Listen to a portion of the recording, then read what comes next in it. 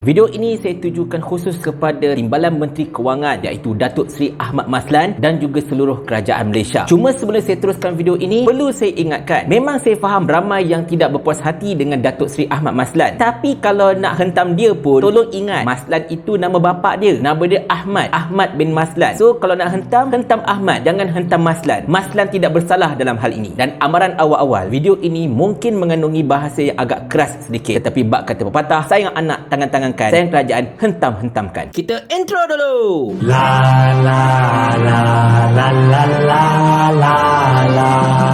Assalamualaikum warahmatullahi. Saya mengikuti dengan rapat perbahasan di Dewan Negara berkenaan dengan KWSP bersasar, dan perlu saya nyatakan di sini, perbahasan yang telah dibentangkan oleh Senator Datuk Razali Idris adalah sangat-sangat bagus, penuh dengan fakta, penuh dengan data, penuh dengan emosi dan merangkumi apa yang sebenarnya berlaku dekat rakyat negara ini, benda-benda yang memang ada dalam realiti di negara ini, tetapi mungkin ada sesetengah pihak terlepas pandang. Tetapi yang cukup menggeramkan hati saya ialah respon Datuk Seri Ahmad Maslan berkenaan dengan perbahasan tersebut. Beliau langsung tidak menyentuh apa yang disebutkan oleh Datuk Razali Idris. Sebaliknya, beliau hanya fokus kepada kertas yang telah disediakan oleh pembantu-pembantu beliau. Usahlah begitu. Apa yang disebut oleh Datuk Seri Ahmad Maslan juga sangat-sangat menyakitkan hati. Yang pertama, dia mengaitkan berkenaan dengan benda ini orang Melayu sahaja yang terhege-hege, China dengan India tak bising langsung ataupun tak berapa bising sangat. Hello, kalau kita kaji data pencarum KWSP, kita akan dapati majoriti pencarum adalah kaum Melayu. Dan bila sesuatu tempat itu majoritinya kaum Melayu, walaupun persentasenya sikit katakan, sudah tentulah ianya merangkumi jumlah yang jauh lebih ramai. Kita ambil contoh mudah. Dalam satu kawasan perumahan ada 60% Melayu, 25% Cina, 15% India. Sekiranya kalaulah separuh saja bising kalau ada berlaku isu berkaitan temuan perumahan tersebut, sudah pastilah majoriti yang bising adalah kaum Melayu sebab bilangan mereka jauh lebih ramai. Simple mathematics. Anda ingat China dengan India tak ada yang tercicir, tak ada yang bising mahukan pengeluaran khas KWSP ini. Anda memang tak langsung tengok keadaan dekat luar sana, lagi nak sembang lebat. Takkan itu pun tak boleh fikir. Dulu anda begitu bangga menyatakan bahawa UMNO itu adalah pembela, pejuang kepada orang-orang Melayu. Tetapi sekarang ini saya lihat anda begitu gemar untuk menghentam Melayu itu. Mana pergi jati diri anda? Perkara kedua yang cukup saya bengang dengan respon Datuk Seri Ahmad Maslan ialah bila dia kata para pencarum kalau perlukan duit dan sebagainya, berniagalah. Hello, anda fikir buka kedai berniaga terus untung, terus dapat duit banyak, terus jadi kaya, terus dapat selesaikan masalah? Mana pergi otak anda? Minta maaf saya sebut. Berniaga zaman sekarang bukan macam dulu. Dahlah kos barang mentah semakin lama semakin mahal. Dahlah kos-kos yang berkaitan seperti logistik, harga besi, harga simen dan banyak lagi, semakin lama semakin tinggi harganya. Dan anda terus kata, oh kalau you tak ada duit, you berniagalah. Kalau nak berniaga pun pakai modal apa? Anda boleh bagi diorang pinjam. Gaji anda akan banyak, allowance anda akan banyak. Kenapa tak nak hulur sikit pada orang-orang yang tengah kesusahan sekarang ni supaya mereka boleh gunakan duit itu sebagai modal untuk berniaga? Sebab itulah mereka ini memerlukan duit KWSP mereka, supaya kalau mereka tidak gunakan untuk bayar hutang pun, mereka boleh gunakan untuk modal awalan perniagaan mereka. Tapi tidak, anda tidak mahu mendengar masalah yang sebenar. Anda memilih untuk membutakan mata, memekakkan telinga terhadap benda yang sebenar berlaku di luar sana. Banyak kali saya sebut perkara ini. Langkah pertama untuk menyelesaikan apa jua masalah ialah dengan mengakui bahawa masalah itu wujud. Tetapi apa yang berlaku ketika ini dalam kerajaan ialah mereka enggan untuk mengakui bahawa masalah itu benar-benar wujud. Bagi mereka, sekiranya kalau mereka mengakui masalah itu wujud, itu menunjukkan kelemahan mereka. Jikalau itulah pemikiran anda semua, malang bila rakyat Malaysia mendapat kerajaan seperti anda ini. Kita bukan minta kerajaan bila dengar perbahasan terus benarkan saja, tidak. Timbang taralah. Okey, tak ada masalah, kita mendengar semua perbahasan, kita akan bawa perkara ini ke dalam kabinet untuk dibincangkan. Sejuklah sikit hati. Ini tak blatantly pada petang yang sama langsung tak nak sentuh apa yang dibincangkan, terus kata kerajaan menolak sebarang permohonan untuk pengeluaran khas KWSP. Sombongnya kamu. Kerana itu saya pernah katakan, kerajaan yang ada pada ketika ini benar-benar terpisah daripada realiti. Sekali lagi, pengeluaran khas KWSP ini bukan bermaksud nak keluarkan habis duit KWSP itu, tidak. Mereka yang akan dapat benda ini adalah bersasar, iaitu golongan yang benar-benar memerlukan, golongan yang tercicir. Kita kena akui benda ini wujud dan kita bukan nak keluarkan habis sampai kosong akaun KWSP itu. Letakkan letakkanlah syarat, letakkanlah had siling pengeluaran supaya mereka tidak mengeluarkan dengan terlampau banyak. Kita pun faham juga keperluan kerajaan untuk menggunakan duit KWSP bagi cover balik pelaburan-pelaburan luar yang telah ditarik daripada bursa kita tu. Yelah bang, 1.24 bilion nak kena cover kot, nak cari duit celah mana? Tapi bila anda terus menolak dan tidak langsung mahu melihat kepada perbahasan yang telah dibentangkan, nampak sangat anda ini sombong dan bongkak. Minta maaf, mungkin ada yang akan terasa hati dengan apa yang saya cakap, tetapi ini realitinya. Lihat saja komen di mana-mana, lihat saja reaksi rakyat Malaysia, masing-masing mengatakan bahawa kerajaan yang ada pada ketika ini, menteri-menteri yang menghuni tangga kementerian pada hari ini, semuanya seolah-olah macam terputus daripada rakyat. Menteri seronok menjadi menteri, rakyat semakin lama semakin tersepit. Tetapi jangan anda lupa, anda berada di kedudukan itu kerana ada orang yang mengundi anda. Kalau mereka ini tak undi anda, kalau rakyat yang anda abaikan ini tak undi anda, jangan harap anda berada dekat situ. Walaupun saya tahu ada yang kalah pilihan raya pun menjadi menteri dan juga timbalan menteri. Tetapi kalau beginilah cara anda, jangan salahkan rakyat sekiranya kalau anda terus ditolak ketika pilihan raya negeri dan juga ketika pilihan raya umum pada masa akan datang, kerana anda gagal untuk memahami denyut nadi rakyat. Rakyat mahukan kerajaan yang benar-benar jaga mereka, bukan sebuah kerajaan yang langsung tidak melayan permintaan mereka, bahkan dengan bongkak mengatakan bahawa kita tidak terima semua ini. Malang sekali. Saya ulang.